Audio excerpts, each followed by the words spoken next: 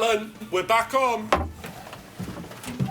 With respect, Councillor, I think our listeners will be more concerned about cuts to public services. Well, absolutely, Terry, and that's why we've set out proposals to ensure... Let me take it from here. Throw me the ball. Councillor, you talk a good game. I caught it, by the way. But I have figures that show that you plan to cut public spending. Are you talking about the raw figures or the figures adjusted for inflation? Yes.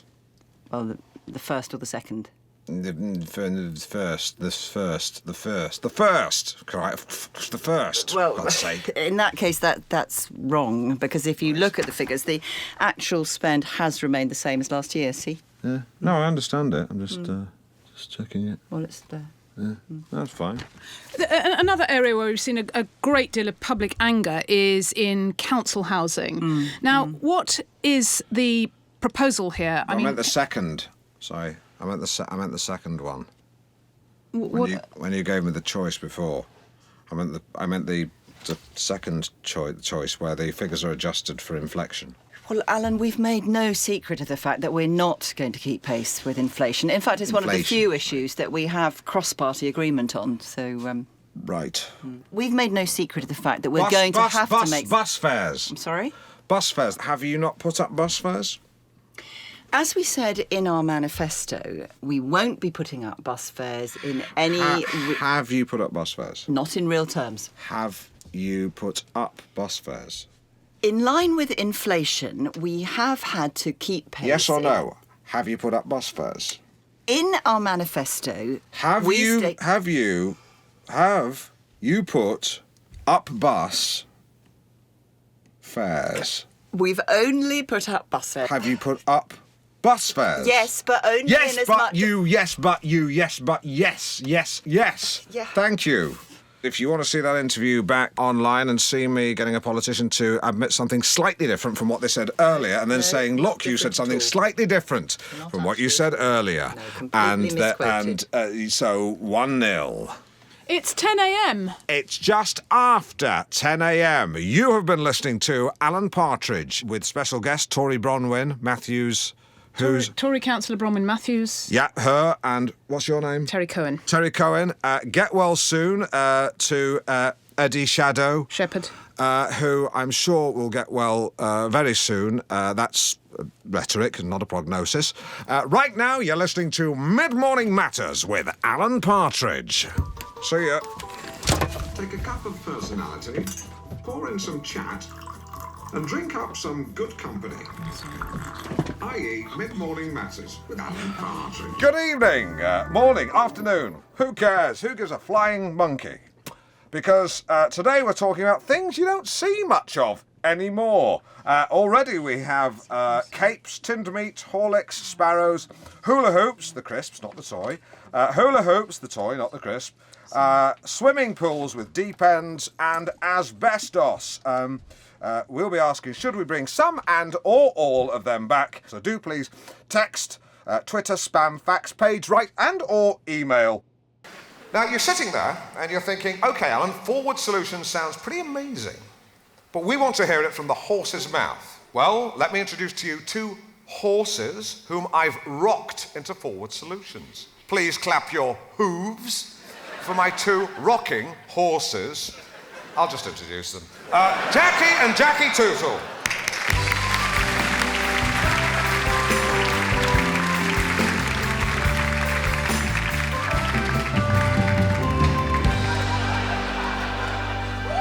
Now, Jackie and Jackie Tootle. A little bit confusing. Presumably, you're Jacqueline and you're Jack. No, we're actually both christened Jackie. That's hilarious. But to avoid confusion, what I'd like to do is refer to you as woman and you man. Now, woman, you were one of the first people to embark on my Forward Solutions programme, weren't you? Yes, well, I realised that a lot of my problems stem from my childhood. Right. My mother was very critical of me as a child, and she used to tell me I was fat. Bitch. Well, no, she had her own issues. OK, fair enough. But my father wasn't around when I was growing up. Ah, right, bastard. Because he was killed in a car crash. OK, not a bastard.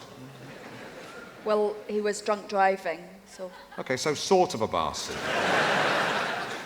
Well, no, he had his own issues as well. Make your mind up, love, you know, you can't have it both ways. Well, my therapist says I can, actually. Yeah. Carry on. So, Yeah. that wasn't the best start tonight, as you can imagine. Right. Sorry. Sorry, I've just pressed a button here by mistake. Sorry, I'll just sort that. Keep going. Sorry about that. Just sort this out. So that wasn't the best start in life. Okay. And then I met Jackie, who's the love of my life. Yeah. And as well as us both being called Jackie, we both actually have an allergy to dairy, which is quite unusual, isn't it? And you know, we have to avoid milk, Yeah. of course, and cheese and all sorts of lovely things, pizza, for example. But if we do have any milk, it does mean that we will get a very bad rash, and at worst, it can actually make your face puff up and stops you from breathing. So we do really have to avoid any type of milk, and we have to limit our diet. Unfortunately, our little son has a condition, and it's a lot more severe for him. He went to a children's party, as kids do. He did have some milk chocolate offered by another child, and he did actually have quite a severe allergic reaction. Oh my God. And it put him in hospital, which was terrible for us. I mean, he did. It sounds amazing. It really does. Good evening. Good evening and welcome to This Time with me, Jenny Gresham, and the man I am delighted, no, tickled pink, to announce is my new permanent co-host, Alan Partridge. I'd like to tickle you pink. Tickle you pink. So, end of an era, start of a new one. Thank you. So many messages, the vast majority being positive. Also had a great meeting with the team. Had a few drinks, a few canapes, said a few words. You respect me, I'll respect you. It's as simple as that. It was a good atmosphere, yeah. Now, plenty in store tonight.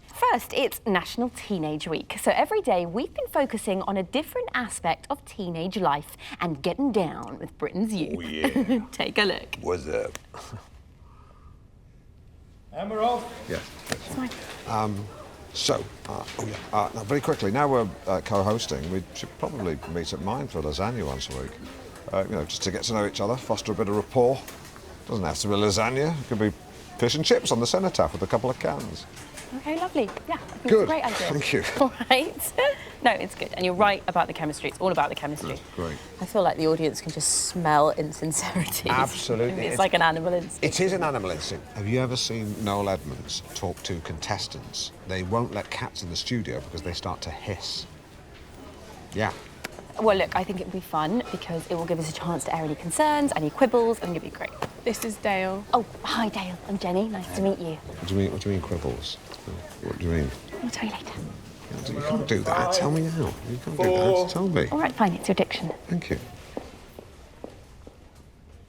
Welcome back. Tomorrow, our focus is on teenage angst and the troubling issue of self-harm. Well, that's a tough issue, actually. The closest I've ever come to self-harm, I guess, would be I used to pluck nasal hairs when I was angry with myself after a show had gone badly. Sometimes poke my skin with one. I think that would make a good sword for an ant. But today, we look at youth unemployment, a trend that has caused particular decay among Scottish inner cities. And yet I know, anecdotally, from friends with large gardens, that Scottish people can make great workers. It's a shame. We're joined on the sofa by Dale Daniels, himself long-term unemployed, who now campaigns to improve prospects for Scottish youth. Dale, thanks for joining us. Welcome. Aye. Now, you're furious, aren't you? Even for a Scot. Well, so should everyone be, huh? And they've Absolutely. got, a so-called developed nation, you know, letting kids rot away in these estates, huh? When I Indeed. grew up, I thought you were...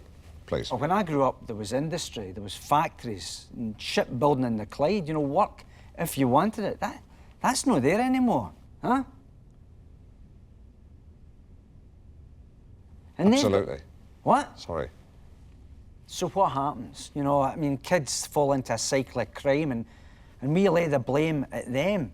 But we did that, huh? You don't agree? No, I do. So how do we get out of this vicious cycle? Is it education, training? Aye, but it's bigger than that, eh? Eh. It's, you know, it's about seeing the world from, well, from their point of view, huh? No.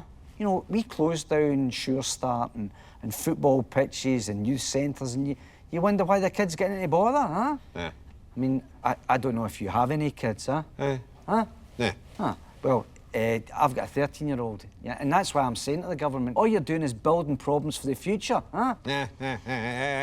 It's amazing, because weirdly, what you're saying actually makes sense. Eh? Aye. Aye. Good. Good.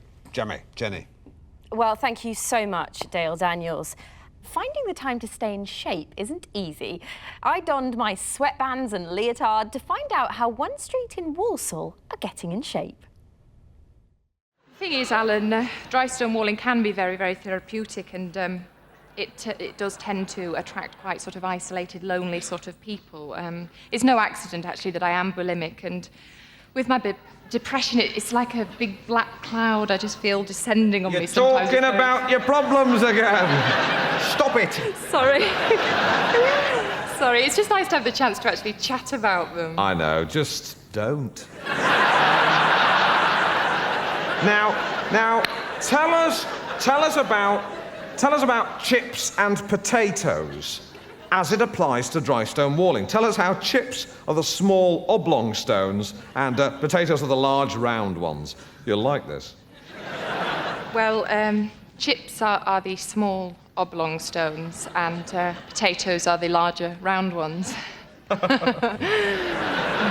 I imagine that when you have your lunch and you use those two technical terms, chips and potatoes, and you're eating them, it must get very confusing. Does it? No. Right. Why not? I normally just have a flask of soup. Is it nice? Yes, lovely, thank you. What Yes. sort is it? It's a mulligatawny soup that I usually have. Yeah. It's quite a spicy brown sort of soup full of chopped up vegetables. Oh, and chopped up vegetables. I'll tell you something, I can't stand liquid with bits in it. I'll tell you for why. Interesting anecdote. This should spice things up. Sorry about this, love, but it's going nowhere. We're going to move on. I've got a Kate Bush medley to do. Now, when I think about your big black cloud, when I was at school, my best friend would put vegetable soup in his mouth and pretend to be sick in the playground. And actually, you'll like this. It's right up your street. He would pretend to be sick in the playground, and I would crawl over and eat it up like a dog. Schoolboy prank.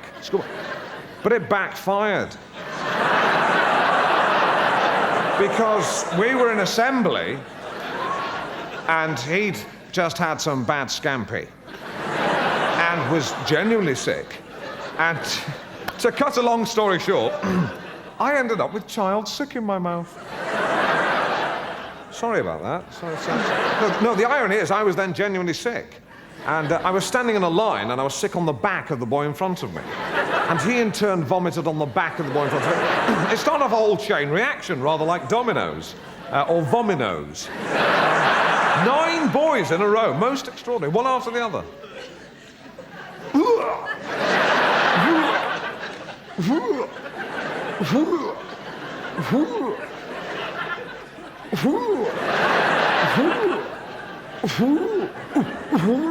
I remember the last one had a kind of double kick. Came straight down his nostrils. Like a double-barrel shotgun. Bang! Went straight over the shoulders of the boy in front of him, thus breaking the chain.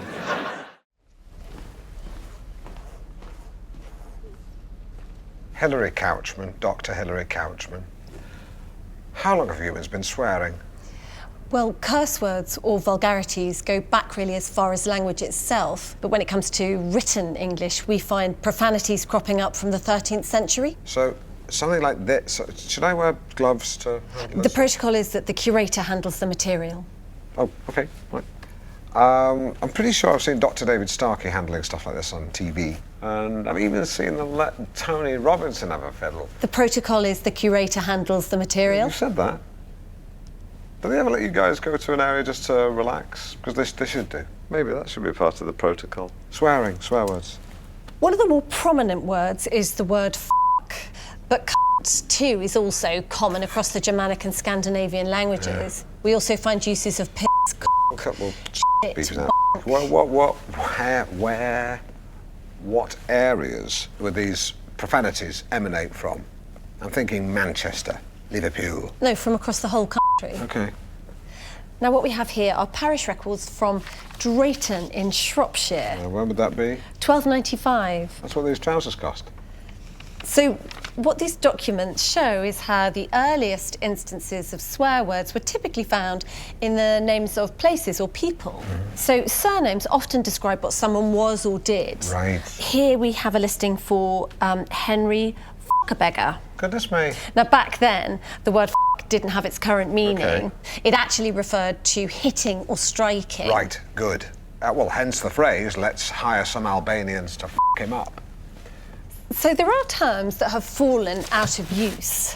So here in 1740, we have the term rantallion, which means one whose scrotum is so relaxed as to be longer than his penis. One wonders whether that's due to a truncated member or distended testes. Well, I guess it's just chicken and egg. We also find some fairly vulgar slang words for penis, such as beard splitter and arse opener, whilst fellatio was known as bagpiping. Oh, makes sense. In the 1785 book, the Classical Dictionary of the Vulgar Tongue, we find the term to huffle.